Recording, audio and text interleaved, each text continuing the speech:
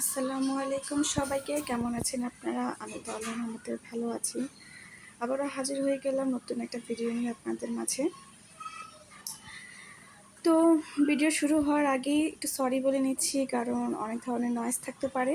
কারণ আগেও বলেছি আমার সাথে আমার বেবি থাকে, আর এখন তো ওয়েদার খুবই খারাপ, বৃষ্টি পড়তেছে, খুব জোরে জোরে বাতাস। তো এই টুকিটাকি শব্দ আমার এই ভয়েস রেকর্ডের মাঝেও চলে আসতে পারে। তো এই যে ভিডিও শুরুতে দেখছেন আমার ছেলে কত সুন্দরভাবে আমার ঘরটা ঝাড়ু দিয়ে দিচ্ছে। আসলে জানি না সে ঘুম থেকে উঠে কোথা থেকে ঝাড়ু পেয়েছে, কে জানে সে ঝাড়ু দিচ্ছে। তো বাচ্চাকে সেরেলাক দিয়ে তারপরে আমি খেতে বসেছি। তো সকাল সকাল খাবারটা খেয়ে নিলাম। ভাত ছিল, আর মিষ্টি কুমড়া ভাজি না, এটা কী ছিল ঠিক মনে নেই, এটা মেবি আর বেগুন দিয়ে শুটকি ছিল। এটাও আমরা খুব পছন্দ করি। আর মুরগি রান্না করেছিল আম্মু সকাল সকাল উঠে। আপনারা বলতে পারেন তোমার ভাবি আছে, তাহলে কেন মা রান্না করেন? আসলে আমার ভাবি প্রেগনেন্ট।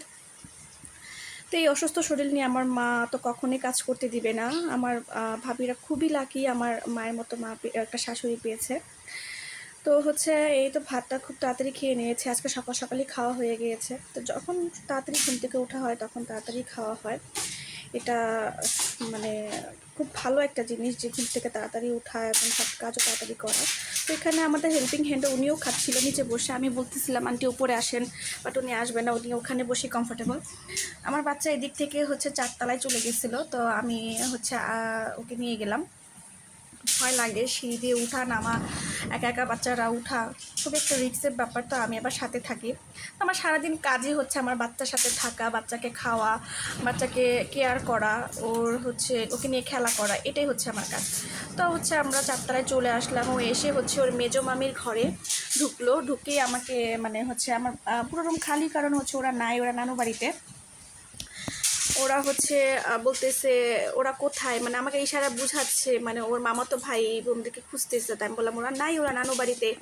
তো এই দিক থেকে আবার নিচে দেখতেছি আম্মু যে চালের বস্তাগুলো এগুলো সব নামাচ্ছে, এগুলো ছাড়বে, চালগুলো ছাড়বে। এগুলো থেকে যে ধানগুলো যে থাকে, অনেকে চুষানা কি যেন বলে, ওগুলো আলাদা করে। ওইখানে একটা ড্রাম বসাইছে, তো এই ড্রামের মধ্যে চালগুলো রাখবে। তো এদিক দিয়ে আমার ছেলেও এসে গেছে, দেখুন কি করতেছে। খুব ভয় লাগে এই শীতের মধ্যে যখন ওরা খেলা করে। সাথে না থাকলে মানে টেনশন লাগে অনেক। দেখুন এতটুকু একটা বাচ্চা, সে কীভাবে উঠে গেল, কি বলবো, অনেক দুষ্টু, অনেক দুষ্টু। আর ওই যে ওখানে ফাহমিদাও আমাদের ওই আন্টি ওনার সাথে ওনাকে ডিস্টার্ব করতেছে অ্যাকচুয়ালি আর কি। তো আমাদেরকে দেখে ও চারতলায় আসবে। আমি বললাম আসো আসো পারমিতা, দেখো সাদিক এখানে। তো ও চলে আসতেছে। আর আমার ছেলের দিকটা অনেক হ্যাপি যে ও আসতেছে, ও একদম নাচা শুরু করে দিছে। ও একদম বাচ্চা প্রিয় একটা মানুষ। ও যে একা একা কখনোই থাকতে পারে না। আমি যখন চিটাগং গিয়ে থাকি ও একদম বিরক্ত হয়ে যায় মানুষ না দেখতে পারলে। পরে খুব বাধ্য হয়ে আবার চলে আসে আমার এখানে, আমার মায়ের বাড়িতে। এখানে অনেক বাচ্চা কাচ্চা আছে মাশাল্লাহ। ওকে নিয়ে 7 জন। তো এখন ও এখান থেকে দাঁড়িয়ে দাঁড়িয়ে দেখছে কি করতেছে না করতেছে। আর ওইদিকে আমার ওই যে ভাইয়ের বড় ছেলে, সে চালগুলো নিয়ে ওই হেল্পিং হ্যান্ডটাকে সাহায্য করবে চালের ড্রামে রাখতে। আমার আম্মু আর ওই আন্টি দুজনেই চাল ঝাড়তেছে।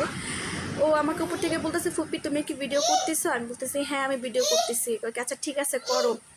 তো এই চালগুলো নিয়ে আসতেছে, তো ড্রামে রাখবে। এই বয়সে ভালোই সাহায্য করে আমাদেরকে, খুব ভালো। যখন তো ভালো, আবার যখন দুষ্টামি করতে মন চায় দুষ্টামি করে। তো আমার ছেলেকে চারতলা থেকে নিয়ে এসে ওকে জাউ দিয়ে দুধ মেখে দিচ্ছি। এই সময়টা মূলত আমি ওকে ফল দিয়ে থাকি, বাট আজকে ফল দিইনি, ভাবলাম দুধ যেহেতু আছে কেননা ওকে একটু মেখে খাওয়াই। খাওয়ানোর শেষ পর্যায়ে তো আমি ওর জন্য এখন দুপুরে রান্না করব। তো দুপুরে আর রাতে একসাথে রান্না করব। তো এখানে পটল, মিষ্টি কুমড়া, আলু, মুরগি দিয়ে রান্না করব। একবারই সব মেখে বসিয়ে দিব। নর্মালি দুজনের খাবার একসাথেই রান্না করি। সে তো নাই, সে নানু বাড়িতে। তো আসবে ইনশাল্লাহ, আসলে একসাথেই রান্নাবান্না হয়। বাচ্চাদের রান্নাগুলো আলাদা রান্না করি না, একবারই রান্না করে ফেলি, একসাথেই খাওয়া দাওয়া সব কিছু হতে। ডিফারেন্টটা শুধু এটাই, যার যার রুমে খায়, কিন্তু খাবারটা একসাথেই রান্না করা হয়। তো হচ্ছে আমি একটু মশলা খুবই কম দিই, কারণ যেহেতু এখনও ওরকম মশলা খাওয়ার বয়স হয়নি ওদের। জাস্ট হলুদ দিই একটুখানি, আর একটু হচ্ছে জিরা, মাঝে মধ্যে হচ্ছে একটু মরিচ দিই যদি হচ্ছে মুরগির তরকারি যদি হয়ে থাকে বা মাংসের তরকারি যেগুলো হয়ে থাকে, কারণ একটু দেওয়া লাগে। এখন থেকে একটু অভ্যাস করানো, মশলা স্টার্ট করেছি।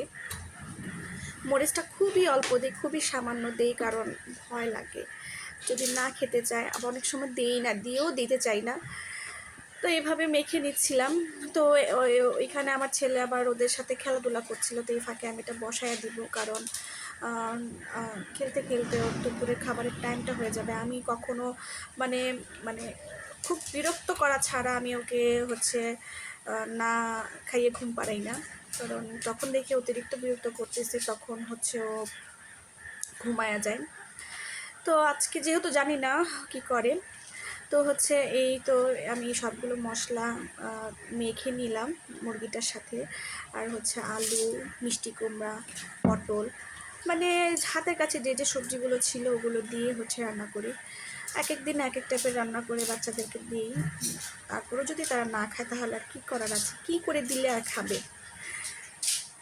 ভালোভাবে মেখে মেরিনেট করার সময়টা পাইনি, কারণ হচ্ছে দুষ্টমি করতেছে, ঘুমায় যাবে, বিরক্ত করতেছে। তো পানি দিয়ে আমি হচ্ছে এটা মানে চুলার মধ্যে বসাই দিছিলাম। তো এই এই কাজগুলো না প্রায় প্রত্যেকটা দিনই করা হয়। হয়তো আমি করি, না হলে আমার মেজো ভাবি করে, না হলে বড় ভাবি, যে কেউ যার কাছে মানে সময় হয় সেই করে ফেলে। কারোর জন্য কেউ বসে থাকে না আর কি, যে এই করবে না করবে। তো পাশের চুলায় আবার আমি হচ্ছে যাও বসিয়ে দিয়েছিলাম, কারণ ওই যে আমার ছেলে ভাত খায় না, যাওটা সে পছন্দ করে। তো যাওটা বসে দিলাম। দিকে চুলার আঁচ একদমই কমে যাচ্ছিল, মানে এই যে বারবার আমি হচ্ছে চুলাটা জ্বালানোর চেষ্টা করছিলাম, পরে অবশেষে গিয়ে চুলাটা জ্বলেছে। জানি না কতক্ষণে হয়, অনেক দেরি লেগেছিল, অনেকটা সময় লেগেছে, যার কারণে আমার ছেলেটা অতিরিক্ত দুষ্টামি করা শুরু করে দিয়েছে, যে ঘুমায়া যাবে ঘুমায়া যাবে। দিক দেখে মাথা পাগল হয়ে গেছে, আমাকে মারার জন্য আসছে, যে আমাকে মারবে সে। আমি বলছি আম্মুকে মারে না, আম্মুকে মারে না, আম্মু না তোমাকে খাইয়ে দেই, আম্মু না তোমাকে গোসল করিয়ে দেই। তারপরে সে চলে গেল। তারপরে এদিক থেকে আমি আবার বসে বসে দেখতেছিলাম, কারণ হচ্ছে আমার তরকারি পুড়ে যাওয়ার রেকর্ড অনেক আছে।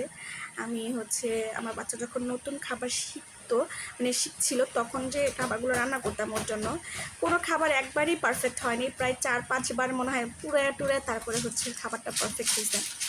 কী করব, মানে ওই নতুন ছিলাম, আর এখন এর জন্য করি কি, রান্না করলে একদম সামনে থেকে রান্না করে তারপরে সরি, না হলে ভয় লাগে। বাচ্চাদের খাবার তো মানে একটু 19-20 হয়ে গেলে এমনি তো খেতে চায় না, তার উপরে আরও তো আগে খাবে না। কিন্তু আমার ছেলে হয়ে করলো কি, এদিক দিয়ে ঘুমিয়ে গেল। ওর খাবারটা কি করলাম, বেড়েও নিয়েছিলাম, কিন্তু সে অনেক বিরক্ত করতেছিল। তো ভাবলাম যে সে ঘুমিয়ে যাবে, তো ঘুম পাড়িয়ে দিলাম। তো এদিকে আমি ওর বালিশ, তারপরে হচ্ছে মশারি, মানে ওকে তো ও তো এভাবেই ঘুমিয়ে যাবে, তো জানি তো সেটাকে একটু সুন্দর করে মানে শোয়াতে হবে। এই যে ওর খাবারটা যেটা বেড়েছিলাম খেলো না, মশারিটা আমি সবসময় আমার বাচ্চা যখনই ঘুমাক আমি মশারিটা দিয়ে দিই।